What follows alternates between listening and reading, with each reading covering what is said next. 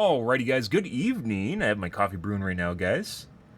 Night on the stream. We're gonna be doing some. I just like saying.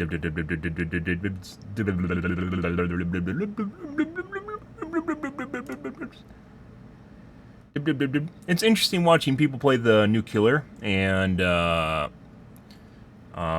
say how good he is when people still don't understand how to play him.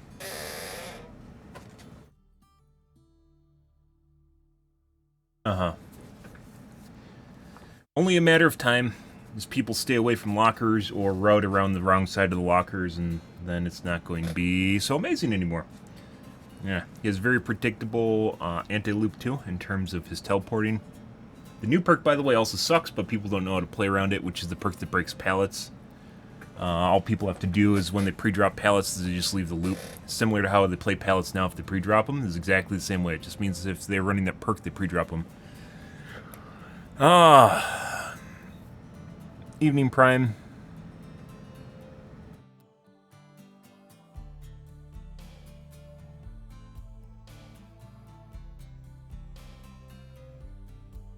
Is your network stasis setting on public or private? Because it helped me a lot when it was on public, and you have hardware accelerated GPU scheduling on. Two different things there.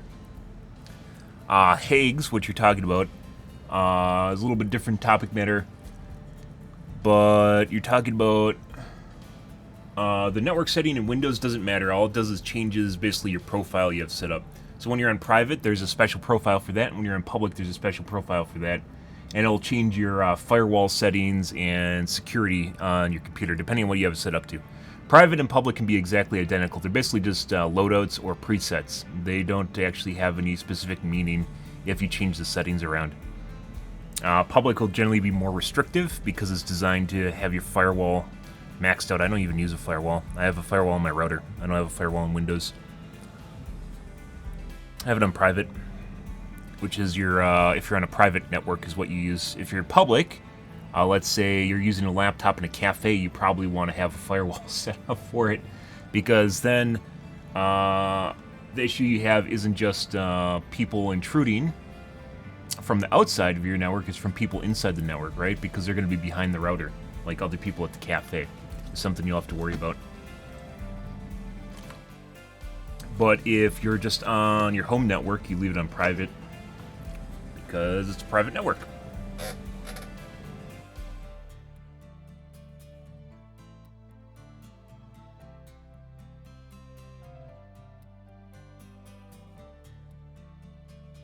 Oh, aren't I beautiful?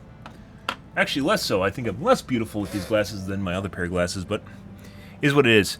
And hardware accelerated GPU scheduling is different. That has nothing to do with that. That is a way that Windows addresses your GPU. I believe I have it on. It's kind of hit or miss on whether or not it helps, and I don't think there's an answer to it yet. So it's just something I leave on. Last time I talked about Hagues or addressed it was probably 2 years ago. I think it came out 2 or 3 years ago. Oh, wrong spot. Here it is. It's called Hagues, is what people call it for. Generally call it. I have it on, but it's up to you. I had some issues where I turn it on or off and have better performance with it off compared to on, and I think it's just leaving it on now is basically the best case solution. I haven't even looked into this in a long time. Hagues on or off. Hagues is currently known to cause performance and capture issues with OBS. When was this? I love when people make posts and they aren't dated. I don't stream from the same PC, by the way, so this doesn't apply to me. So apparently if you stream from the same PC, you should have it off.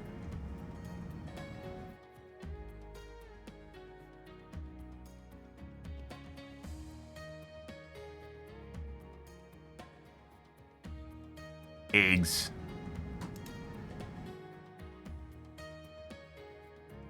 And here's a benchmark. When was this? January 16th, 2022, so this is new. Microsoft Flight Simulator shows better performance.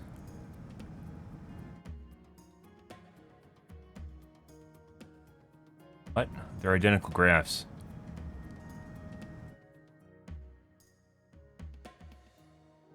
What the fuck? Like, the labels are identical. Why the fuck would you do that? Eggs off versus on, so it looks better. Better frame time plot with it off. And Microsoft Flight Simulator. This is one of those weird things where... Oh.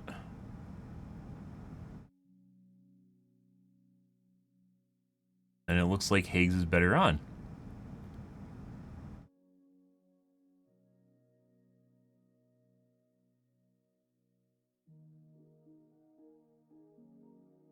No, actually it has less spiking. Yeah. Looks like the average FPS is better too. But, impromptu testing, guys. Who uses hardware accelerated GPU scheduling? I have it on. I've always had, this is submitted a year ago. This is very important, by the way, is looking at timestamps for this. I always had Hague's off ever since I discovered it caused performance issues in some games. To date, I haven't experienced a case with my games where it brought more performance. It's either performance is equal to if it were off, or it caused degradation. I think I turned it on because of Heroes of the Storm, if I remember right. I tested it with it on or off, and I actually got better 0.1%, 1% frame time with it on, so I left it on. Because generally speaking, most games that I play, like Dead by Daylight isn't really this super hardcore first-person shooter, right? So most of my settings are set up for when I play other games, not when I stream DVD. I was going to turn it on. Well, don't turn it on, because if I remember right, you stream from the same PC. Stuff like that, weird shit like that, can also cause issues with, if I remember right, you use NVENC. NVENC addresses a really weird portion of your GPU, and sometimes it can cause weird compatibility issues, so you don't want to turn on specialized features.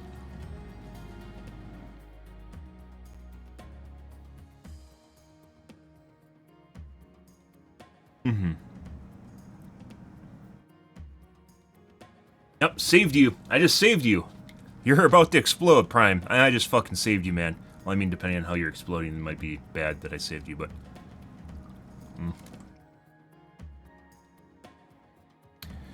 See, the performance... There's always issues... There's not issues. There's always weird nuances and weird, like, tick boxes that people change on occasion, and then they...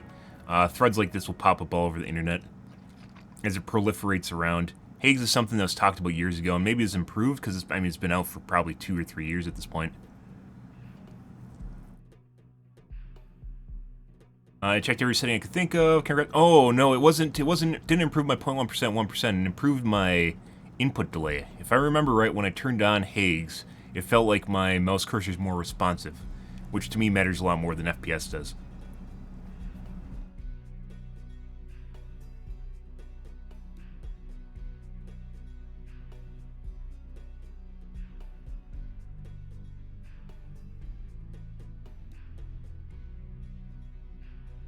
Been on for a long time without any issues. 3080, 5800X.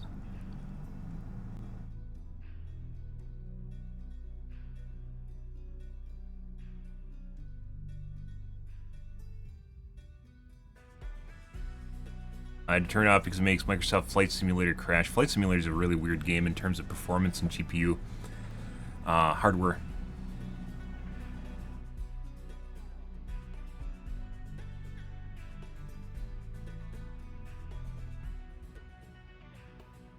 Didn't do anything significant yet. That was years ago. 2 years ago? I'd say it's 2 years ago.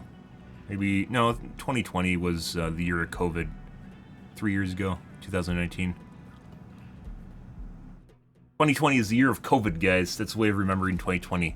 It's the year of COVID. 2021 is the vaccine year. After everyone's getting vaccinated. I think I was vaccinated in the summer of 2021. So partway into it.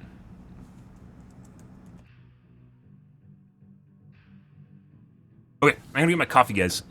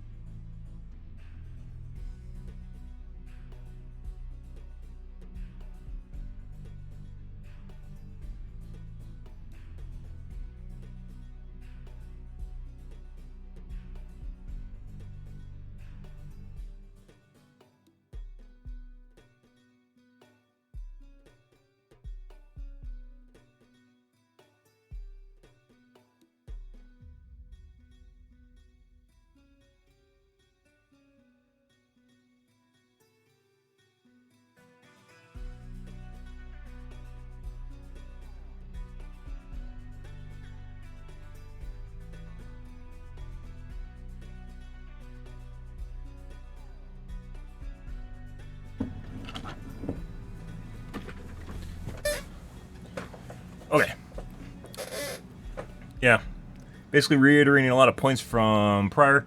New information is always important, though. Where's VR again? Streaming, I hear it might be impacted.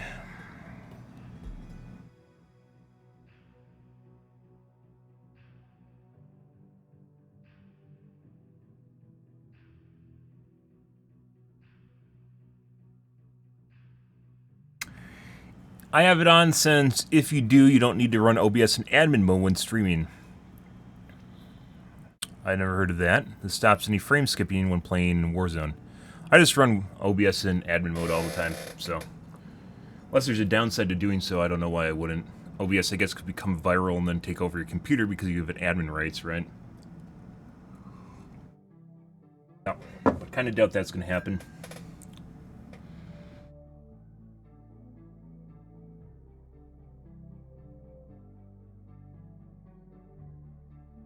Why some of the challenges DBD allows survivors to throw the game due to stupid challenges like escaping with no whether it's still stupid?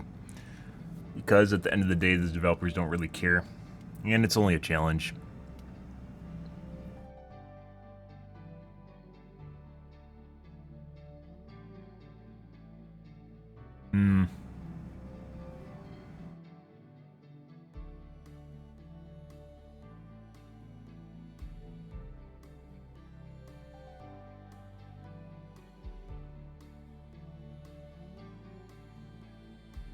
Game performs exactly the same. I even forgot that I had it turned on. I forgot about the setting.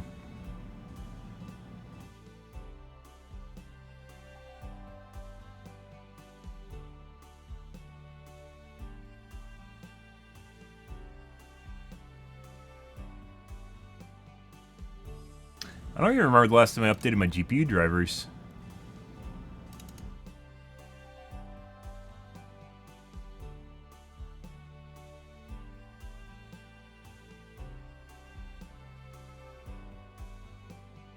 Yeah. 9/13/2021. Actually, they aren't that old. That's like 6 months. No, 9 months.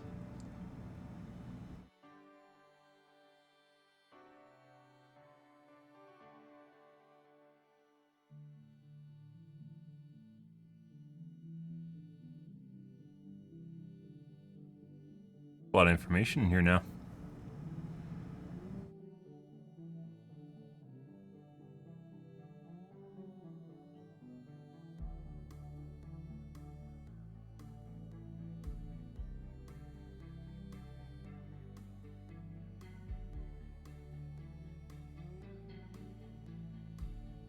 Tells you the links to DisplayPort, but it doesn't tell you the version it's using. I mean, you could figure it out based on the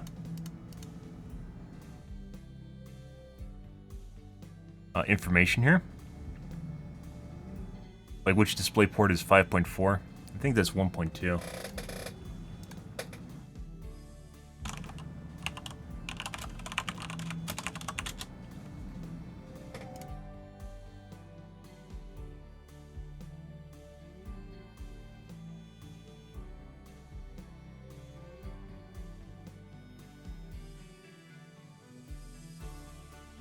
These aren't even remotely related to each other. Link rate. Maximum total bandwidth. Number of lanes, 4. Sure this isn't gigabytes per second? Not gigabits per second?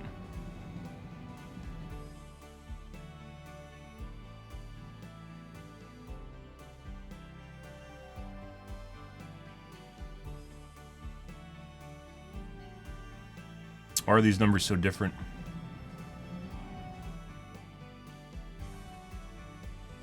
I don't know.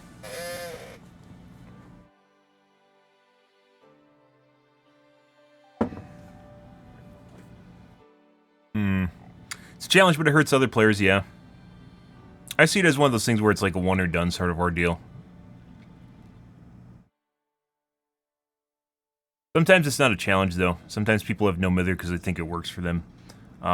When I see a no mither player, I think they're a bait player, meaning someone that's good at looping and generally good at the game, but is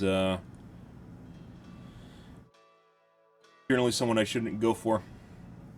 Then again, that's the difference in playing at high MMR versus playing at normal MMR. If you're at normal MMR or low MMR and you see a no mither player, they're probably easy. They're easy mode doing challenges, but if you're a high MMR, I see someone like that and I think they're bait. I have run into no-mither players at bait, and they're actually really good at looping. And the purpose of doing is like a challenge, not like a challenge as in game challenges, but rather a challenge in is attempting to do something that's a handicap or harder for themselves.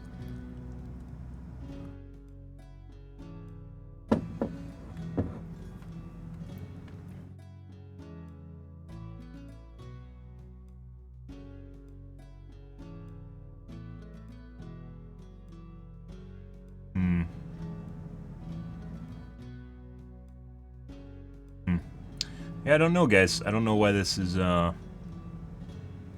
so different.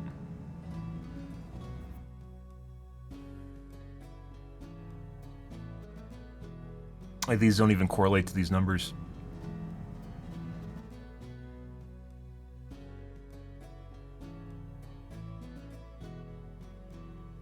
Not sure. Link rate.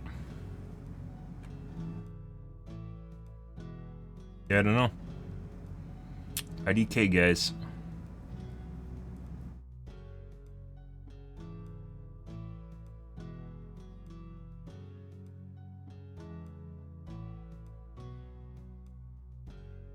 Two point oh has already been ratified. Why are there question marks in the audio specification here? I don't know. I guess someone never set it up. Oh, is this what I'm looking for? Oh.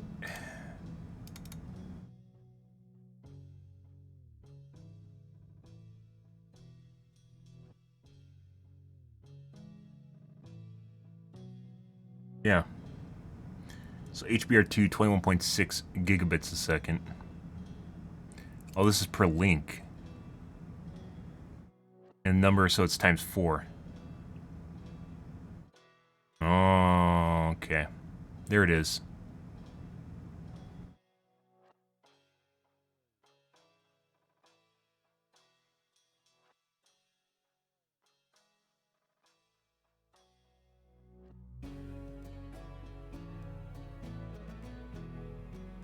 So it's 1.2A?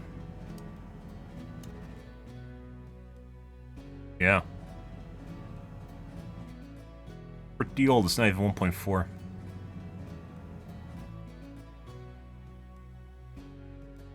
I guess if you don't need it, I don't know why it doesn't just tell you the DisplayPort specification that it's using.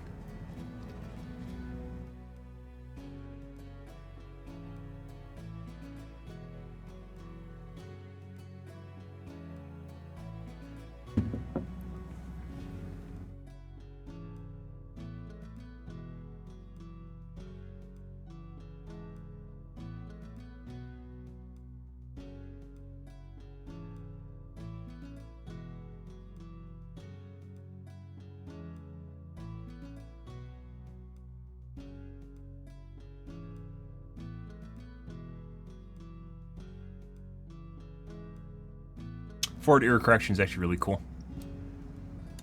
It's a way of correcting errors while they're in transit instead of after the fact. Instead of resending a packet, it does it while it's in the middle of the sending the packet because it encodes them. It's like a parity in hard drive, like a RAID. It's like a parity bit in like RAID 5.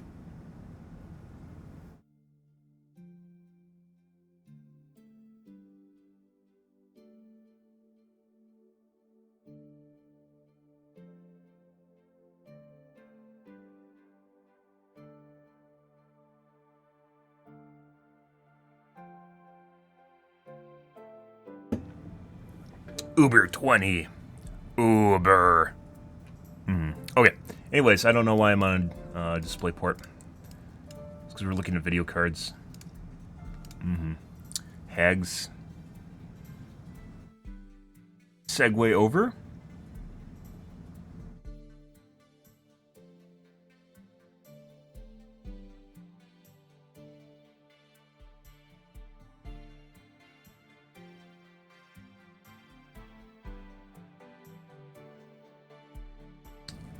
Makes Warzone crash with this computer uses too much memory. Huh, that's weird. That's not the computer itself, that's GPU memory. I used to get the error, and that's because Warzone allocates the wrong amount of memory and goes over the memory budget. You can actually crash on the highest texture setting. I still remember that issue back when I played Warzone. Maybe it's because of Higgs, though. I never even tried turning off Higgs to fix it. Random crashes in games. I haven't had any random crashes in games.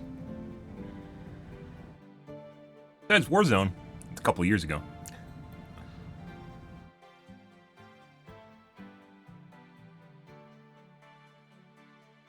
Issues.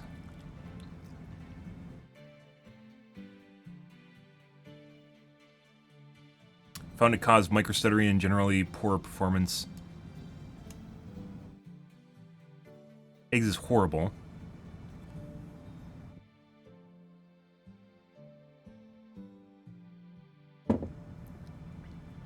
And it basically makes it so the GPU takes some load off your CPU.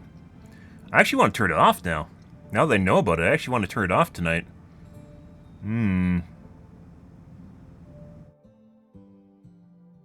It is on. It's already on. I've had it on for years and I just forgot about it. I've had it on for years. I think, once again, I did some testing with... This is back before I had my 5900X, too. I did some testing with Overwatch, not Overwatch, HOTS. Here's the Storm, and then I just left it on, because it felt like it made my mouse cursor better. Feel better. More responsive. It's tough to quantify how your mouse cursor feels, guys, but there are some things that will change how it feels, and you'll notice it, and you don't know if it's better or worse, right? And that's the tough thing, is actually figuring out if the new feeling is better or worse than the old feeling. But you'll know something's off. Interesting. Actually, I'm going to leave this tab open for later tonight. Whoop.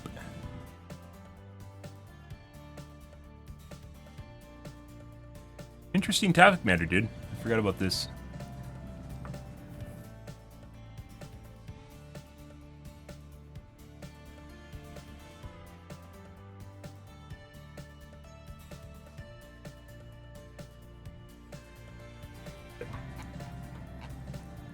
I know, dude. Okay, let's take a look at the tubes, guys, real quick here. Fast tubes. We aren't going to watch that because I actually want to go see new Top Gun.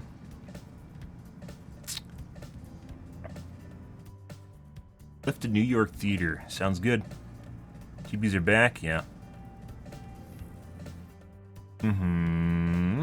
RTX 4090 coolers, yep. Wikipedia with Matt Farrell, not interested. I should actually just stop recommending his channel. His videos are literally just basically him doing Google searches. Is basically all it amounts to. There's no original content in there, as far as like interviewing people he's talking about or talking to.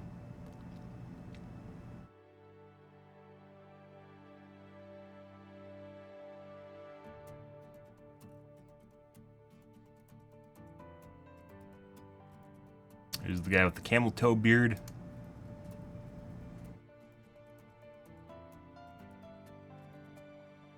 What happens to lasers underwater? They diffuse. That's even worse than in the air. In air, lasers will diffuse too. They go like this. They turn to like a cone. Underwater, it's even worse because it has to go through the water and distorts the laser.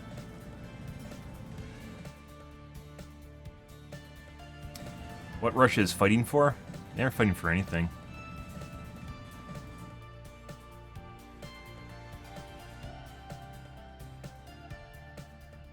Ego. And it's not Russia, it's Putin. I don't think the Russians care about his war in Ukraine right now. They're probably like, man, I want my McDonald's. If you guys don't know, McDonald's left Russia. Like, they closed their restaurants and the whole, you know, deny Russians services from the U.S. sort of thing, and then they decided they're going to move out. Like, was it a couple weeks ago? Last week? They're actually just leaving Russia now. Yeah.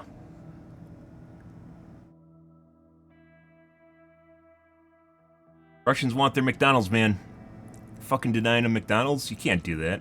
Putin, please. They want their fucking McDonald's, man.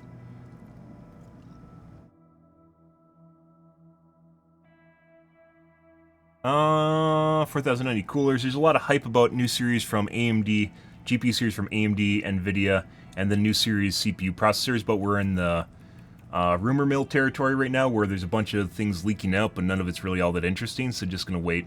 Launch is going to be in a couple months, so. Which once again is why I tell people to wait if they're looking to upgrade their hardware.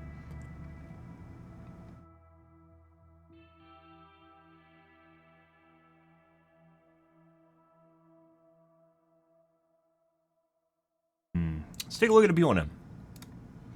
Kind of interested in that John Oliver video too, but as I mentioned yesterday, it's probably going to be the same thing. Broadway, the most famous theatre district in the world. Glitz, glamour, the roar of the grease paint, the smell of the crowd. Nowhere in New York embodies the history of the Great White Way more than the iconic Palace Theatre. It's hosted greats like Harry Houdini, Liza Minnelli, and SpongeBob SquarePants. After more than a century of entertaining audiences in Times Square, it's getting a well-deserved facelift. Millions are being spent restoring the interior, remodeling the elaborate plasterwork, creating new light fittings, and we're taking a 100-year-old landmark theater and raising it up 30 feet. Wait, what? The theater lift consists of lifting a 1,700-seat theater in its entirety 30 feet from its current elevation. That's right, more than just the curtain is being raised in this plan to build the biggest and most cutting-edge entertainment venue in Times Square. So if you're wondering how and why an historic theatre is being lifted nearly 10 metres into the air, then grab some popcorn and take your seat. The show is about to begin.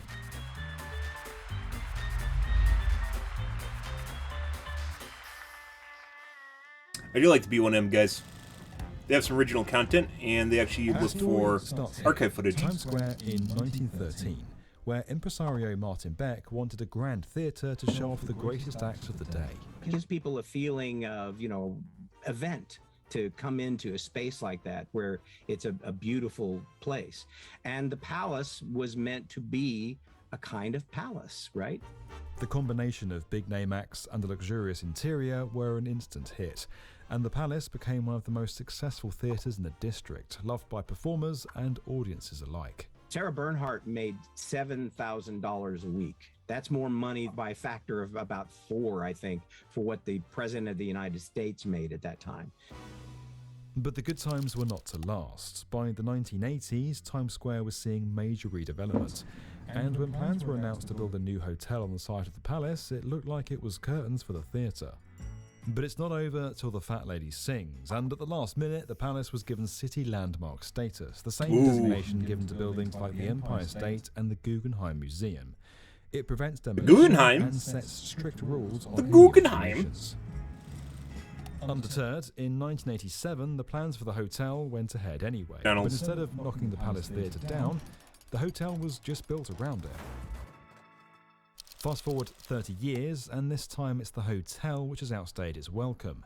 The 1980s structure is being demolished to make way for this.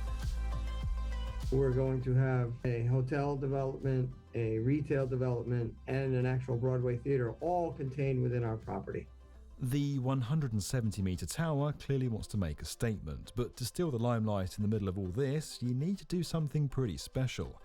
And that something is this, a show-stopping outdoor platform for musicians and live events hovering 9 metres above 7th Avenue. And in case that doesn't catch your eye, you'll get to see performers on Times Square's largest and most advanced display screen. Makes our sign unique is we actually designed 2 large 15 by 15 foot door leafs so that when the doors are in the closed position, it will appear as there is no doors. It will just appear as a regular LED sign. When the doors are in the open position, they will open inwards. That will enable bands, concerts, performers that can not only be the audience is actually live in Times Square, but we're going to hopefully be broadcasting out to the larger public via the internet. Connected to this will be 2 floors of what's promised to be the latest in experiential retail. To make the most of the expensive location, this gallery space will sit at ground floor on one of the busiest street corners in America, exactly where the registered City Landmark Palace Theatre has sat for over 100 years. Let's rewind a bit. The landmark designation which saved the palace in the 80s only applied to the inside of the theatre. Everything but the stage and the auditorium was knocked down when the building was absorbed into the hotel. This gave the TSX Broadway developers an idea. When we bought the property, the Palace Theater existed at the ground level. We needed to move the theater out of the way.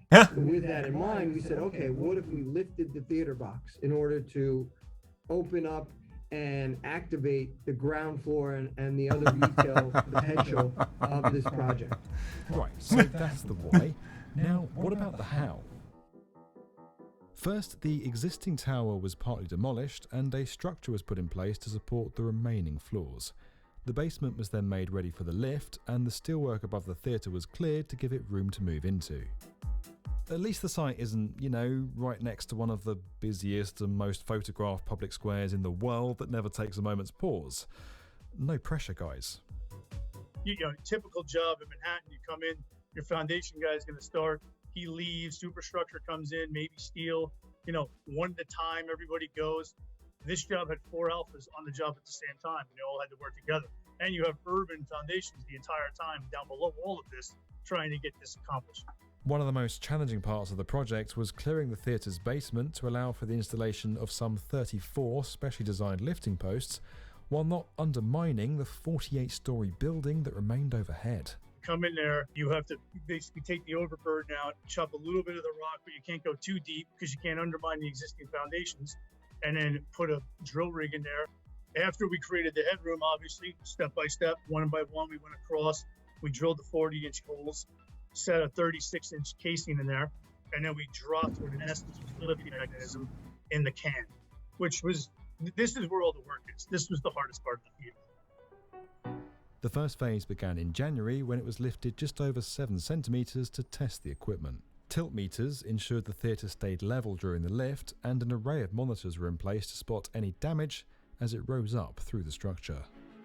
And that was the biggest risk around the theater, was making sure that the theater was lifted safely, making sure that there was no damage to the landmark internal fabric of the theater. The one thing that the lift had is it had extensometers, which were little devices that were wired on each jack. And that went back to like a main hub. So as we were pushing up on the theater, it could monitor that we weren't getting one area was going faster than another, pushing the theater out of plumb.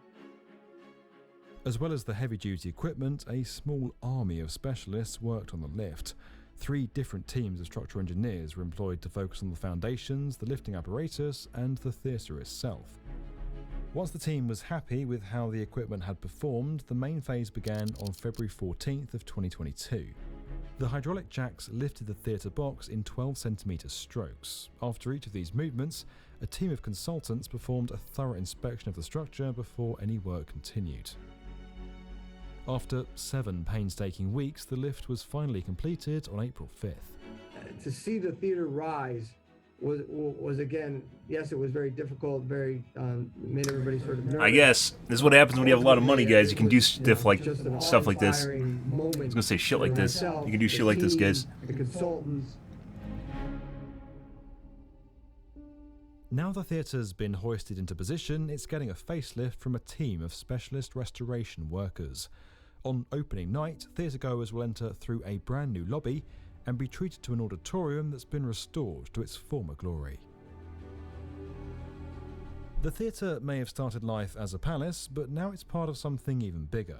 The renovation has commenced.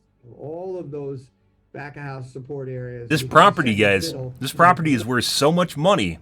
They basically bought it and built around a landmark that was on the property and changed, not changed the landmark, but changed where the landmark was in order to make the most use of the property, which I'm sure cost a boatload of fucking money.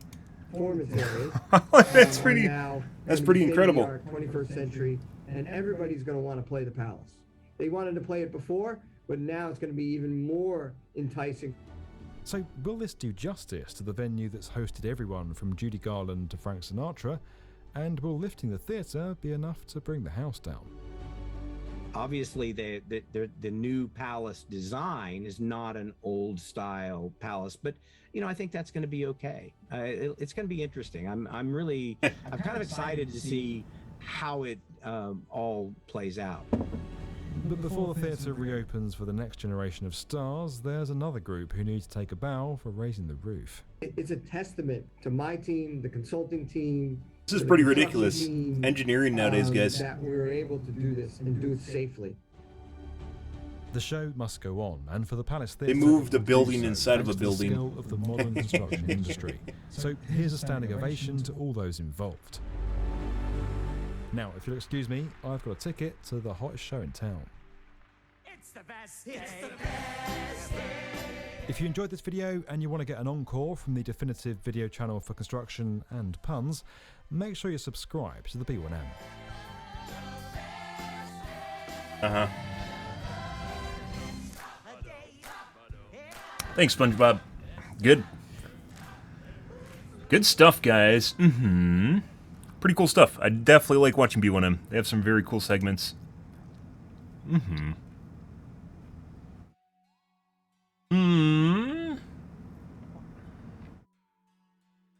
Loki was very bad. That is true.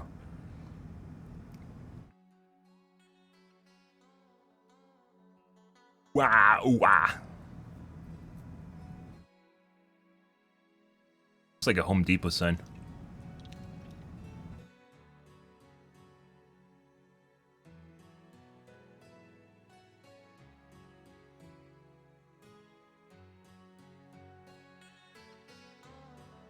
Black Adam. Rock? Looks like the Rock.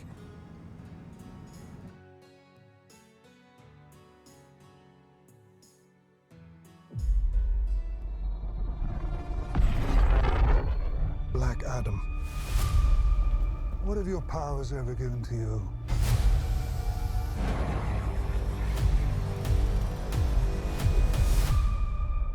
Nothing but heartache. I was a slave until I died. Then I was reborn a god. My son sacrificed his life to save me. Dwayne Johnson?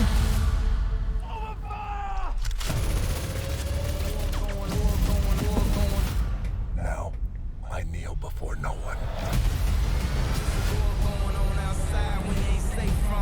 Once again, one of the reasons I don't really like modern comic book movies at this point is because everyone's just fucking super OP. They have no mechanics to govern their worlds, unlike anime. Shonens, for instance, almost always have mechanics to govern their world. They just aren't the strongest because they exist. Well, I do.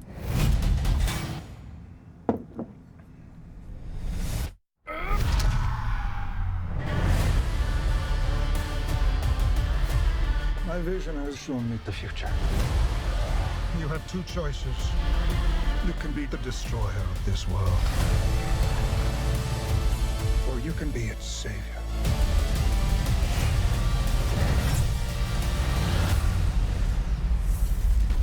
That's up to you. I think honestly the DC and Marvel in general could actually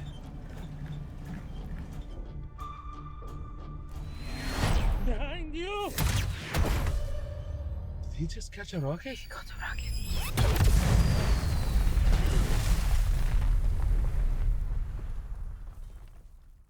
I mean, it's cool. Special effects are cool and everything, guys. But one of the biggest problems I think with Marvel and DC is like the universe really needs an overhaul, in which they add mechanics to the universe. They add rules governing what they do and what happens and how powerful people can be. And you might say, oh, that really sucks, dick. I mean, there's, you know, we have fucking video games where people fucking fly around and shoot people and like all respawn and all different sorts of things. You can make rules governing your universe, right? Naruto has rules governing the universe. Bleach had rules governing the universe. DBZ has the fucking Dragon Balls, right? You don't just, oh, people can be brought back to life. Yeah, but they still need the goddamn Dragon Balls to do it, right? Just in general, it seems like one of the big problems with comic book movies and comic book series is there is no rules anymore. And they don't want to have a rule set. So even though they have the inclusive, the universe that involves all the other universes, you know, the Marvel universe, and they're gathering all together all their IPs, they don't realize that it doesn't work together. And even then, even when you look at each individual IP, they don't always, even Superman has kryptonite, right? But at this point, like, there isn't really kryptonite anymore. No one has rules for them. They just do whatever the fuck they want, and they're basically, it literally looks like a bunch of people just like punching each other. They're going, oh, and the other guys are going, oh, and then they get slammed into rocks and nothing happens. I mentioned this before, guys, but you remember back, well, maybe not, depending on how old you guys are. Back in the day, I've talked about this before, back in like the 90s, you had, like, they used to sell action figures to kids, right? Action figures. And one of their new things they added to action figures was battle damage. Battle damage, because they realized when the kids are going poo poo poo like this, you're like, oh, he fell over and stuff like that. They can make it a little bit more realistic by adding stuff that happens to them. So, like, their arm pops off, or like a back plate pops off, or something like that. You know, stuff actually happens to them. In comic books, there's no fucking battle damage anymore. They go, oh, I've been hurt. What was the one where the guy literally fucking broke his leg and it didn't matter? I just watched it. It was one of the most hilarious things ever. He just started walking on it. Was it an anime?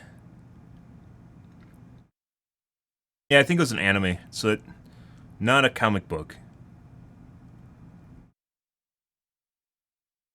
Yeah, I don't know, but you just have like people that just get hurt and then they're perfectly fine one moment after that, or they don't remember shit that was happening to them, or they don't remember what people were doing to them, and it just really, really makes it completely lackluster. Like I have almost no interest in comic book movies anymore, in comic books in general. Like all these shows, I used to be really interested. I watched Avengers. Last Avengers movie got kind of ludicrous. But, you know, I used to be really interested in comic book hero movies because they're pretty good. Like after like, it was basically the resurgence of comic books when they're starting to be taken seriously. Like the redone Batman movies, for instance, like in the early O's, right? When they're actually being gritty and interesting and putting a lot of character development in, and then it just kind of turned into the same shit it was in like the 80s with Mr. Freeze and the Penguin and shit like that. I'm gonna freeze you, Arnold.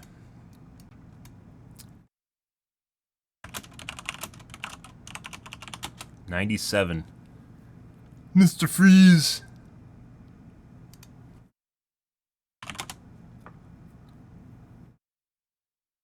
Yeah, it was pretty fucking terrible. My passion draws for my bride alone. Yeah, it was basically a shitload of puns. Let's kick some ice. What killed the dinosaurs? 10 awful Mr. Freeze puns.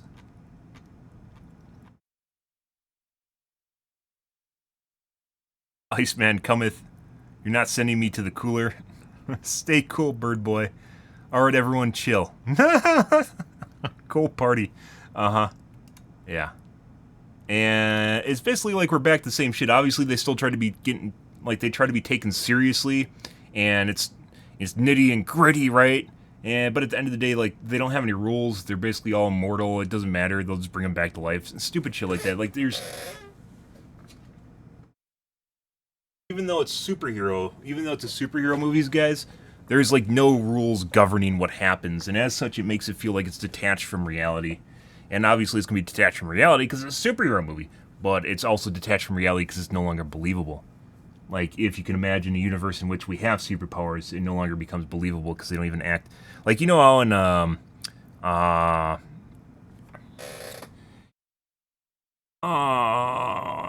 like on role-playing servers where they have a rule for does not value life, right? That's basically the same thing. It's like, does not value life, not just the other people's lives, but their own life, sort of thing. Like, they don't even care. And it's come to the point where it's just not even believable. It looks like a sham. It's fucking terrible. Okay.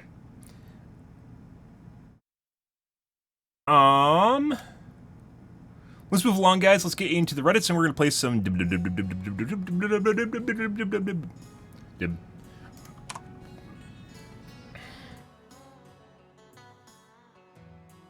Oh, I wanted to take a look at the Overwatch 2 developer blog. I did.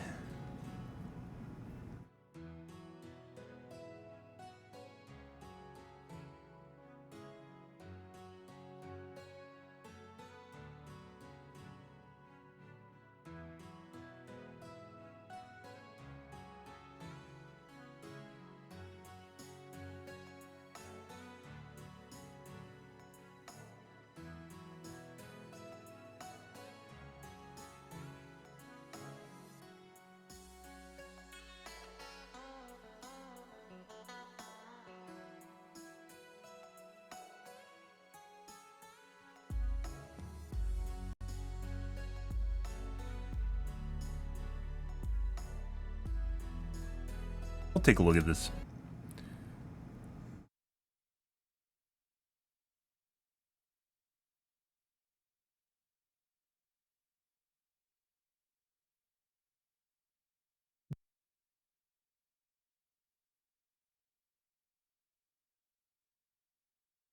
Hero balance and design iteration process. We have two goals for Moira's kit. We wanted to give her more utility and the power to make game-changing plays. The design process is multifaceted and sometimes spontaneous. New ideas are shared with the entire hero balance and design team, and they collaborate and iterate on these concepts to see what works best. Some of these ideas make it into an internal playtest, while others send the team back to the drawing board. When an idea passes through an initial round of internal tests, it gets shared with leaders across the entire Overwatch team to turn this idea into an ability. After the ability comes to life and gets polished, it goes into a wider internal test where anyone on Team 4 and extended support teams can play and share their thoughts. If the ability makes it through that final test, it's ready to share with the players. All the following iterations to Moira's abilities are still in the early stages of the iteration process, meaning they haven't been tested outside the hero balance and design team. Kind of interesting. So, like, I understand the design process. This is one of the reasons we look at the Overwatch Reddit still, by the way, is for cool shit like this where you get an inside look on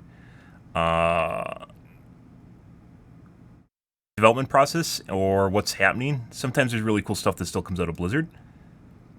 But, like, I understand this, and, like, from a democratic or a diplomatic standpoint, both democratic and diplomatic standpoint, the idea, the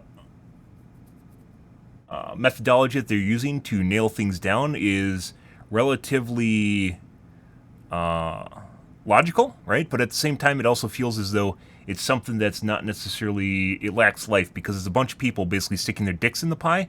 And as such, if anyone disagrees or there's a difference in ideological belief, you're going to end up in a scenario in which something with a lot of character might not make it through because there's going to be people that are going to disagree with some part of that character. It becomes too diplomatic, and then as such, it becomes too homogenized, and then you end up with a character or a design that may not actually live up to intrigue or interest, something that's special, right? Original. Iteration 1, Pain Converter. One of the first changes the team thought to make was referred to as Pain Converter. This ability was a damage reduction that, when cast on allies, would enable Moira to convert the damage she mitigated to fill up her healing bar. Pain Converter would cancel some of the damage an ally received while simultaneously allowing her to heal allies with Biotic Grasp, massively increasing her target's survivability. This iteration didn't stick because of a few issues. Pain Converter felt like other existing abilities, like Baptiste's Immortality Field, that prevent teammates from dying. The ability also felt too situational because you got the most value from using it on the tank and not on teammates getting dove or flanked. Lastly, Moira already has a complete kit, and we struggled to find room where we could add another ability. We tried binding Pain Converter to the reload key, but this felt awkward since Moira wasn't reloading a weapon, Quack explains. There was a brief iteration where players could activate it by holding down primary and secondary fire simultaneously, but the key binding added a level of clunkiness to her kit. Moira frequently switches between primary and secondary fire, so the ability would often accidentally trigger. So they're basically, with Overwatch 2, they're trying to revamp old heroes, and they're running into a scenario where they essentially can't because they don't have space, because the heroes are relatively simplistic, right? The next two abilities, Purge and Nullify, were separate iterations that were both bound to damage Biotic Orb. Purge was heavily influenced by World of Warcraft's Shaman class, and it would remove buffs from enemies. Since this type of ability fits with Moira's personality, we started thinking about what buffs could be removed. There's only a handful of them. We considered Purge cancelling Ana's Nano Boost or Soldier 76's Sprint, but it wasn't super They're just going to make it a silence. what else should be removed. For example, Dragonblade gives a small speed boost to Genji while active, and it was not clear if something like this would be removed by Purge. No. It was difficult to tell which abilities would be removed with Purge, so the ability was archived, and the concept behind it led to the creation of Nullify. Nullify came to life when we started to rein in the scope of Purge. Nullify negated damage reduction, damage boosts, and movement speed while active. For example, it would suppress the effects of Nano Boost for a few seconds. The team's goal with Nullify was to come to a consensus about what types of abilities should be suppressed, says Kwok. One way the team attempted to add depth to Nullify was by enabling Moira to stop her orbs in place, creating areas of healing or nullification for teammates and enemies. Another iteration of Nullify dealt extra damage to Overhealth, so if Lucio used Sound Barrier in Nullify's range, his shields would be destroyed rapidly. This change felt tacked on and difficult to understand. I think it'd so actually be cool if she could stop her orbs. Removed. However, it still wasn't super obvious what Nullify did while playing a match. You only noticed it for the most part if you had damage boosts, reduction, or speed on yourself when it applied. Otherwise, you couldn't really feel the ability, especially compared to something extremely visceral like Sleep Dart. This thinking eventually led to the conception of a third new ability, Weaken. Ah, just a damage boost, or curse, and expose. There you go. Iteration 3, Armor reduction. Weaken is the current iteration that the team is working on. This ability begins charging when reload is pressed once, causing Moira to build up energy in her hand. After Weaken is charged, Moira can fire a projectile that significantly lowers attack and healing output. She can choose when to fire this projectile or hold it at the cost of not being able to use her primary or secondary fire at the same time. We are considering something with a small projectile size, like Anna's Sleep Dart, explains Kwok. When we have an ability that requires players to manage things like timing, ultimate tracking, or accuracy, we have more room to make something that is going to feel both impactful to use and fair to play against. Skill shots are broadly more counterable, which is another reason we can make them powerful in-game. We like Sleep Dart even though we are removing a lot of crowd control from Overwatch 2 because it requires more to effectively use than non-skill shot abilities. The team played around with the idea of attaching a passive effect to her alternate fire but found that we would have to lower the overall potency due to the damage beam's high uptime. Weaken won't have the same uptime, so we have more room to turn it into a playmaking, game-changing ability. It won't feel free to land, and Moira will have to manage timing, positioning, and cast direction to successfully use Weaken. We aren't sure if this iteration will make it into the game because we are still testing it within the team, but it's looking promising so far. A damage reduction, so this does basically the same thing as a shield would, because a shield you're hitting something and it reduces your damage, right? Where a damage reduction ability will reduce your damage before you fire it, so it'll still feel like you're hitting a shield. Not sure if that's the answer. That's almost like playing semantics internally. Designing a new era of Overwatch ideas and iterations aren't always discarded when we don't initially use them. They are often resurfaced and used for future heroes, an example of this being Overwatch's first post-launch hero, Anna. Originally code-named Alchemist, her first incarnation tossed potions at her teammates and wielded a healing grenade launcher. Once we decided the Alchemist would be Anna, her potions became a biotic grenade, and her weapon transformed into a healing rifle to fit with her story. I mean, potion healer would still be pretty cool. Would later become Baptiste's biotic launcher. The ideas we're sharing with you are intended to offer more insight into our development process and a preview of the type of changes we may implement in the future for Moira. These iterations are completely independent of balance and solely focused on making Moira a more fun and exciting hero to play. We balance heroes after we can take a look at the complete kit all at once. Balance and design aren't mutually exclusive to one another, but rather they coexist at the same time with multiple factors that influence them both. The Moira iterations are one piece of what's going on within the hero design and balance team. There are many other changes being tested and considered across the entire roster. While we aren't quite sure what we will be changing for Moira, or when those changes will happen, we are confident that we won't add something that isn't viable for our community and the game. Like all heroes within Overwatch, Moira is incredibly important to us. We want to do justice by both her character and kit, and we're excited about what's in store for her. Interesting. Yeah, so some of the stuff actually sounds like it'd still be useful. Mainly a pain converter ability. You could still do something. It doesn't need to reduce damage, by the way, when it's attached. He talked about being like a Baptiste field. It doesn't need to. It could just be attached to units and not actually reduce the damage they take or make them invulnerable. It could just be some sort of link. But that's the way it goes. It's next to impossible to create like when your game gets pretty big and you have a bunch of different characters. It's next to impossible to create purely unique units, you'll eventually start overlapping with other characters you've already made, because there's only so many ideas you can come up with. League of Legends, for instance, has a lot of characters that overlap with each other. Even though most of them are unique and different in their own way, they still end up treading on the ideas or mechanics from other characters, right? That's just what happens. League of Legends has like 130 characters or something. It's eventually going to happen. You can only come up with so many unique ideas that haven't been done or in different areas, but you still try to make unique ideas, but you probably won't always have a unique idea.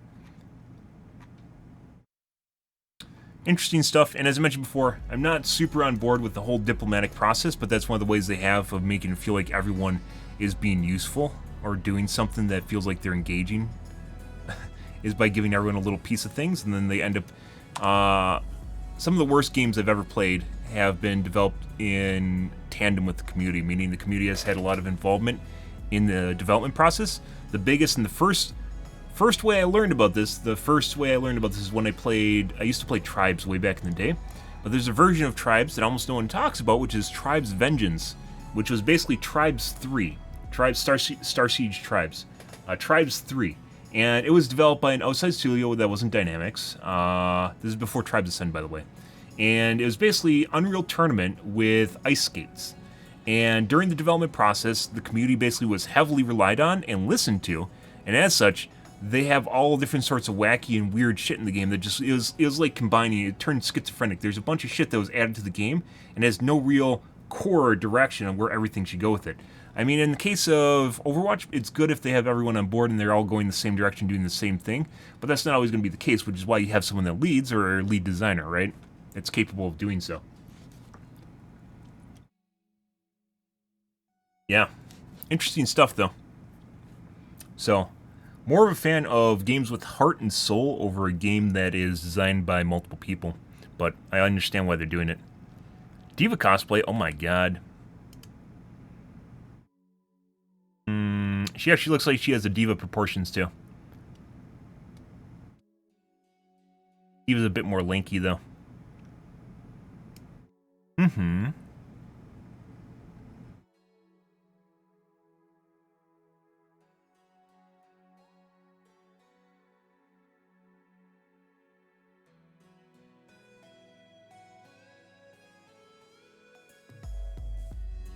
And Widowmaker, she has proportions for that, too. That's pretty good.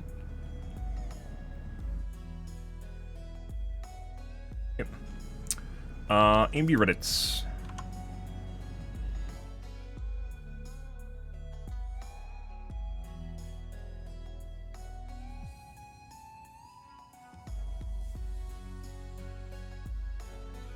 Mm-hmm.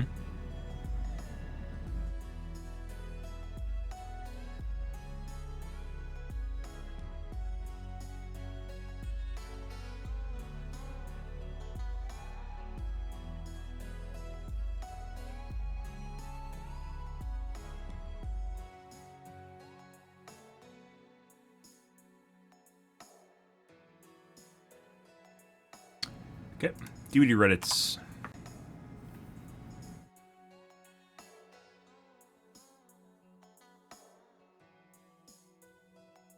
No gen progress is important, but was it really necessary? We hooked a survivor early only to watch them very slowly die in the first hook from the other side of the map because literally nobody went to save them. Low MMR, guys.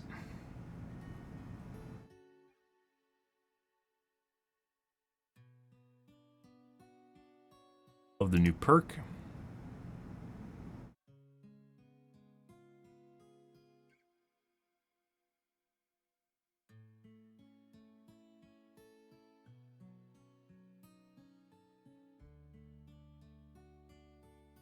I see.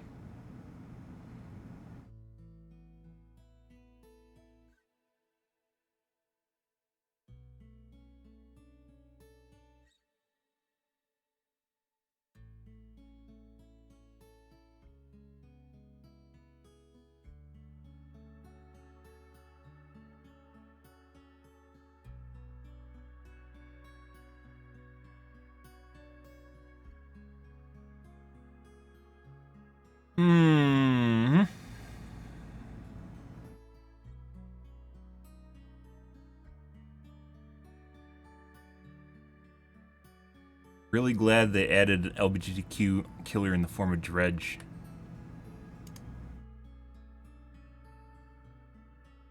Always coming out of the closet in great addition to Pride Month.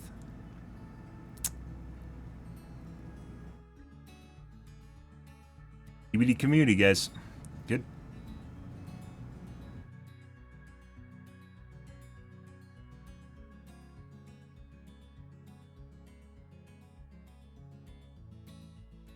Okay. Let's play the dibs, guys.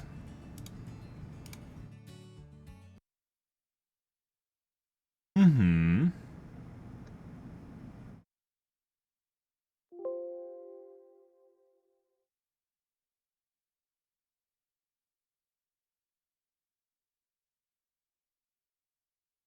Alrighty. Change categories here. Good, good, good.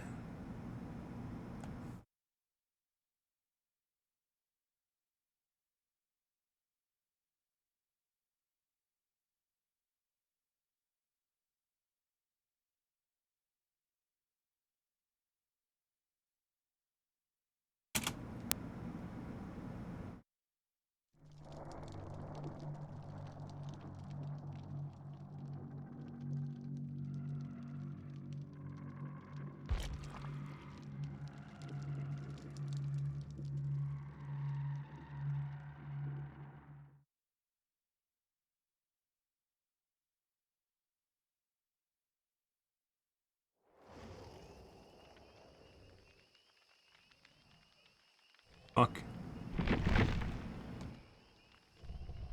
I guess. I think we're gonna start out, well, as per usual, we'll start out playing Nemesis, and then maybe switch to Legion. Depends on how things go. Ah, there is our fake build. Lovely fake build. Let's go to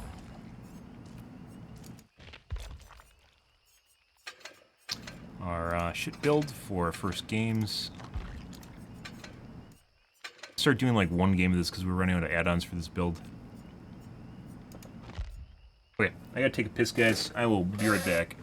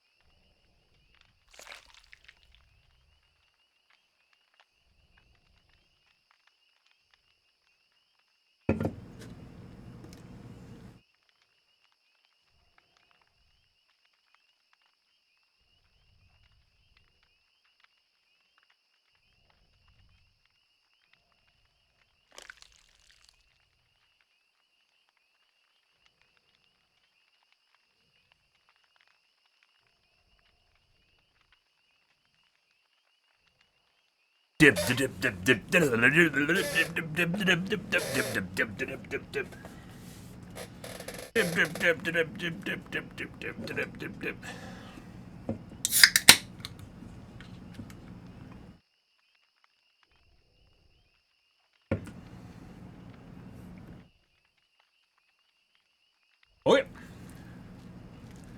let's see what kind of games we get tonight.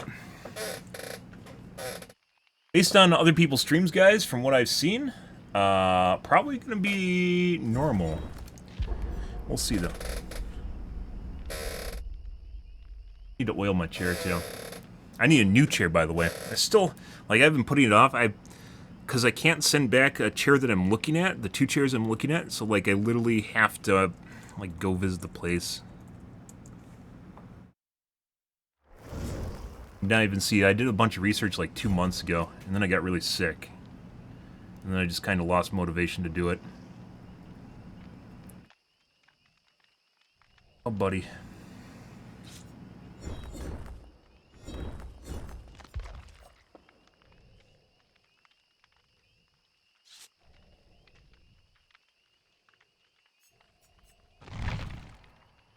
Key? Is a key.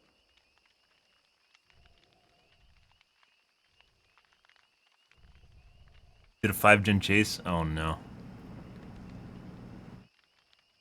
Yeah? Nemesis without whip dregs is actually kind of eh. Well, even then, like, you need whip dregs to actually get him to, like, a really assertive, like, a...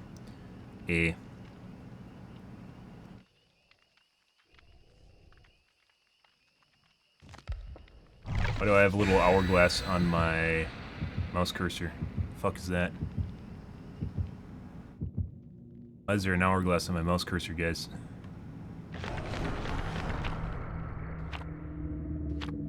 And party assurance, because we probably got a sweat squad.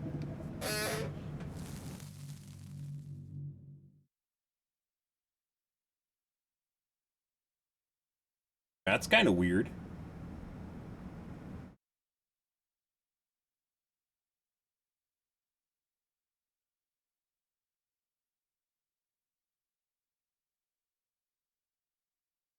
Yeah, it could be put you with a bad killer too. Or it also put you with someone that's cheating. Don't always exclude the option of someone actually just cheating too.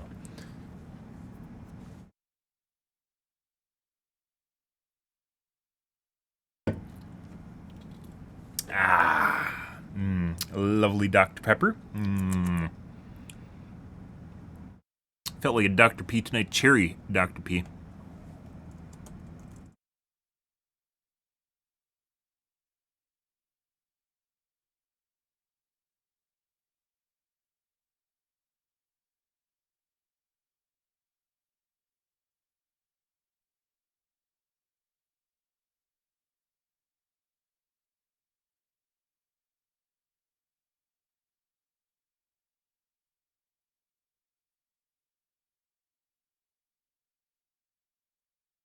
Yeah, I don't know. Today, based on the games that I've seen, it could be because of the new patch. There's an influx of casual survivors.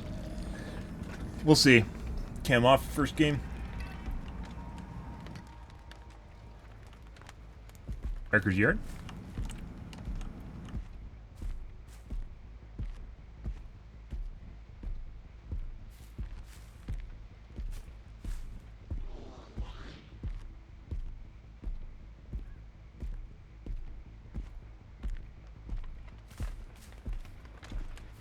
You? Hey, buddy. Thank you. He's janky. God damn it. Wait, did she just...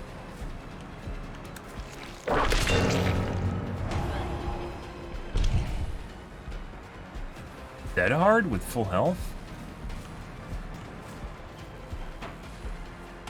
Uh-huh.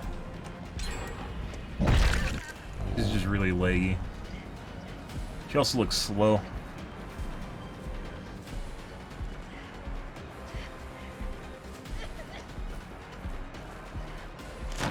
God damn it, BHVR. That's a fucking obnoxious bug. That's the second one, same chase. Both of which got her free to distance. Yeah. Third one in the same fucking chase, BHVR. I feel like it shouldn't have hit.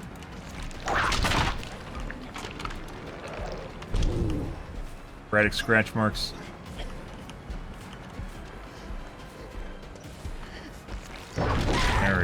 Jesus fucking Christ. That should not have happened. Huge waste of time. We ain't going over there.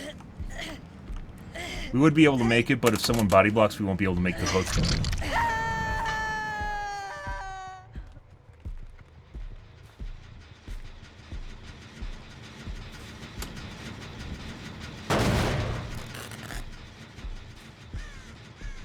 We had 3, I don't even know, call them whip malfunctions in the same exact chase, guys.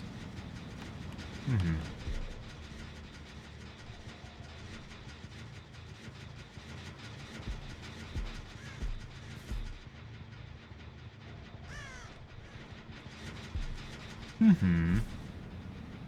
the fuck are they doing? We know where 2 of them are. They're behind me. One's Ash's over on the left gen, and there's a guy further back.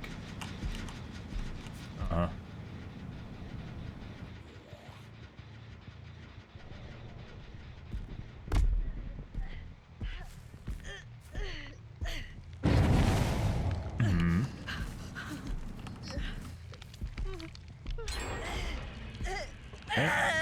Phase 2. Oh, the guy from the gen on the left's probably coming over right now. Yes, sir.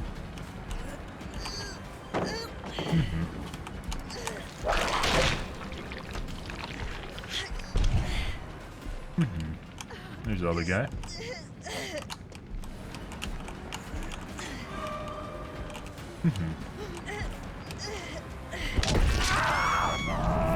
Nice.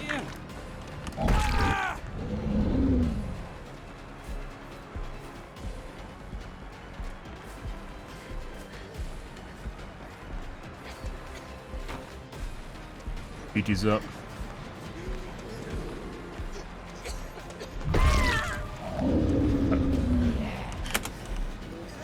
DS now, if she has it.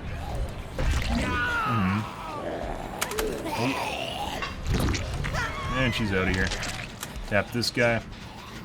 Other guy's still on the ground, by the way. Going for pickup.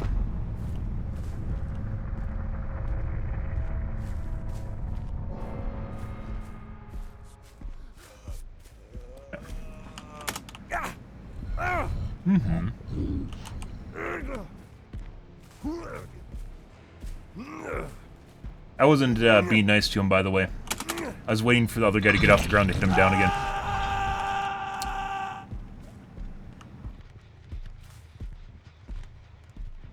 Nothing. We might play Legion tonight, based on this game. The whip malfunctions were pretty weird. Let's play some Hooksy. Would you like to play a game of Hooksy? Okay.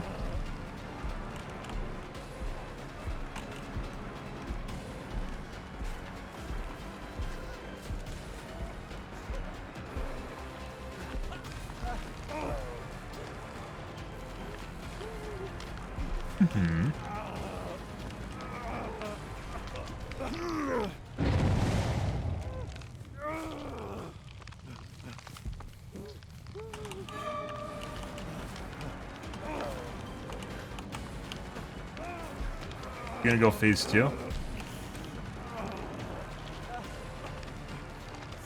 Oh, Jesus Christ. Bye. You should unhook him now, Ash. Go for it.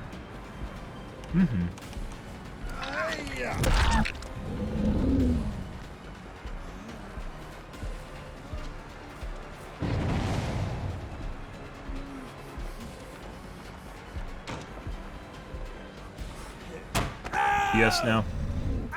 But no BT. No DS. And he's dead. And one of our zombies is broken. Cool.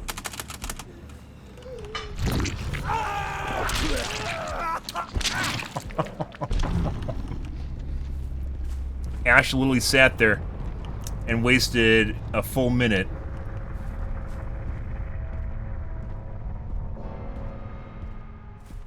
Pretty sure he's in the locker right there. But this guy isn't actually participating, so we're going to chase him instead.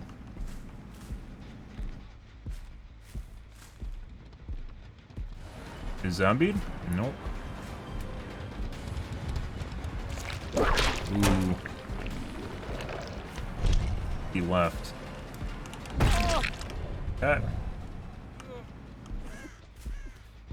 Oh, his ashes. He's probably on the gen over there. Yep.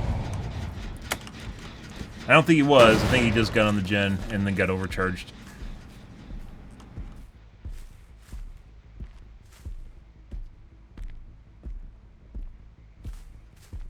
Mm-hmm.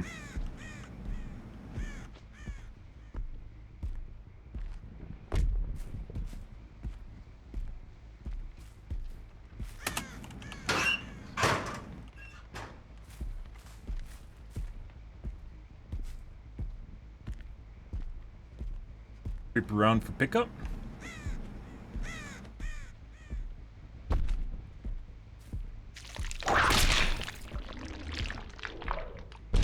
Do random aggro spawns.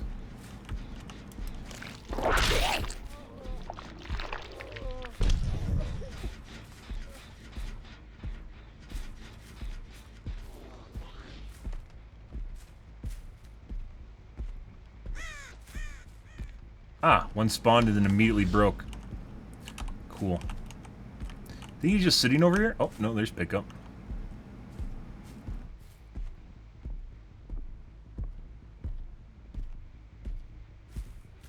Maybe we'll go after Ash. Not sure.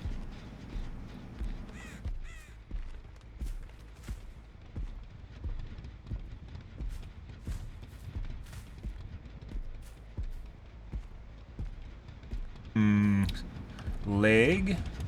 There's a heal. Hey, over here.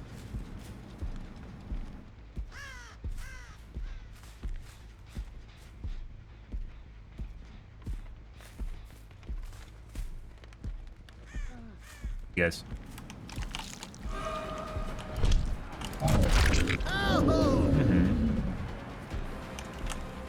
Hey, buddy. Let's hit you too, just so you're injured and easier to track. There we go. And probably should infect them too, make them even easier to track.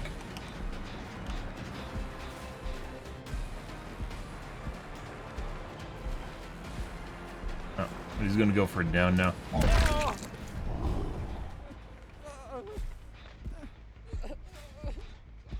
Bird?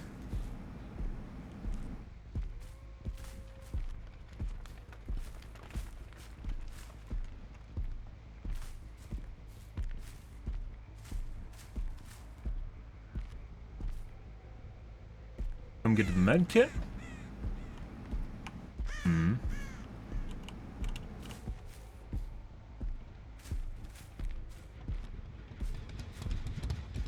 Pick up again. Right in front of the zombie, by the way. This guy's still broken.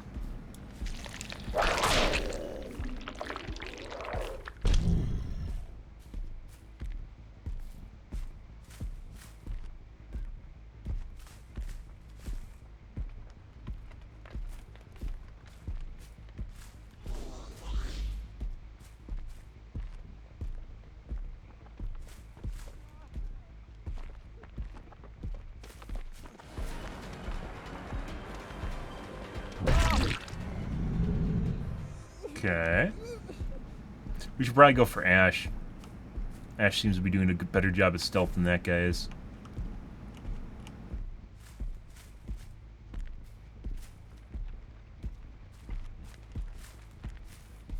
Better.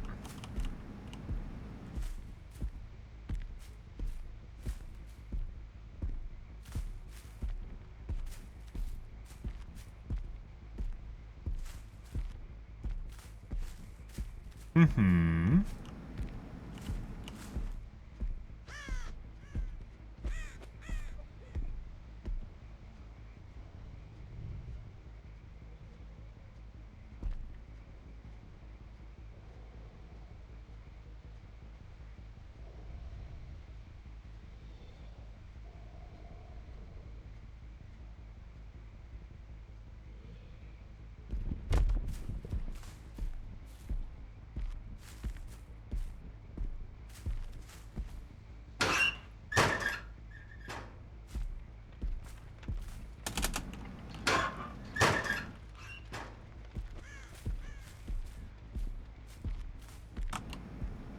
Hey, buddy.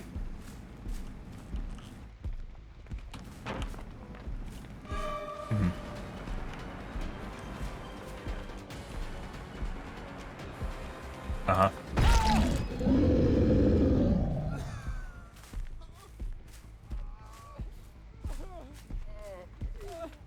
Alrighty then. Ash might also have Unbreakable, so.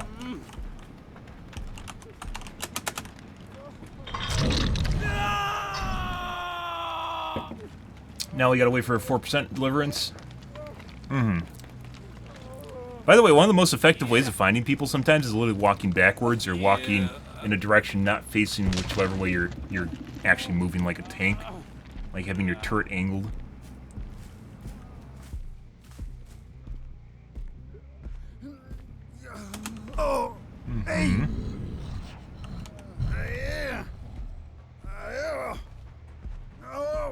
Back to where it all began. Alrighty. Good.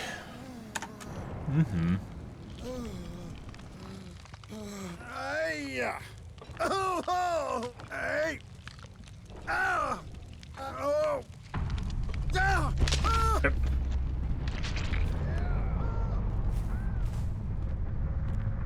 We'll play a couple games here and then maybe we'll play some Legion. We'll see how things go here. This is a pretty relaxed game. Putting it lightly. Uh-huh.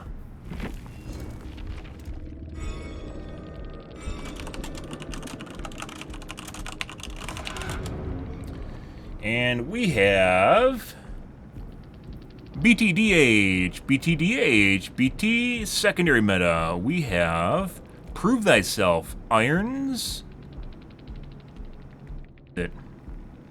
Fake key.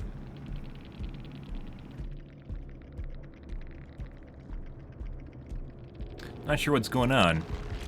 Maybe it's because of the new killer? I'm not sure. 5 heals.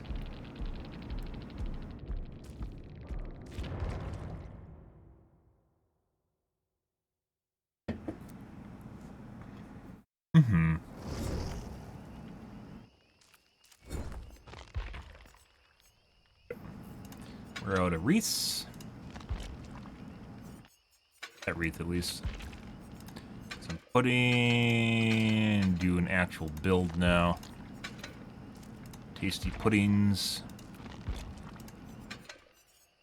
A lot of eyeballs.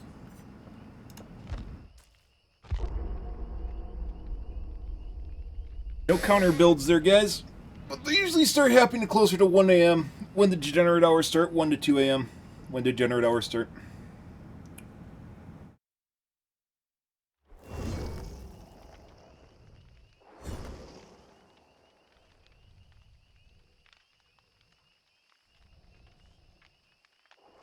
And 3-man, possibly 4.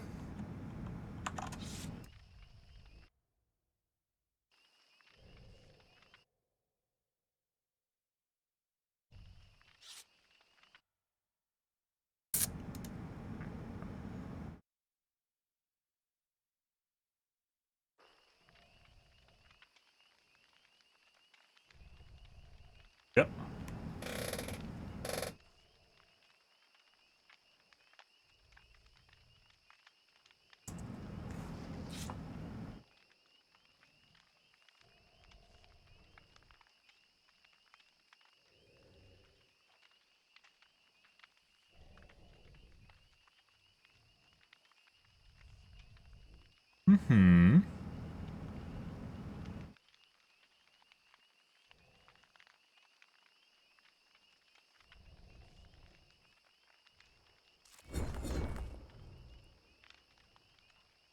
Gotta pay attention, guys. I have to switch my build, or I'm gonna be in a world of pain.